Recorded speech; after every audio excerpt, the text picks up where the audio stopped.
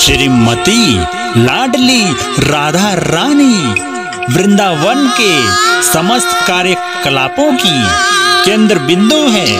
वृंदावन में कृष्ण श्रीमती राधा रानी की कठपुतली है, इसलिए आज भी तो सारे वृंदावनवासी और वहां जाने वाले भक्त जय राधे का उच्चारण करते हैं। यहाँ पर श्री कृष्ण ने अपने स्वयं के कथन से ऐसा लगता है कि राधा रानी वृंदावन की महारानी है और कृष्ण मात्र उनके अलंकरण है।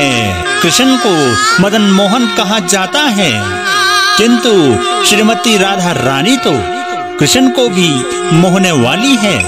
फलस्वरूप श्रीमती राधा रानी मदन मोहन मोहिनी कहलाती है। जय जय श्री राधे।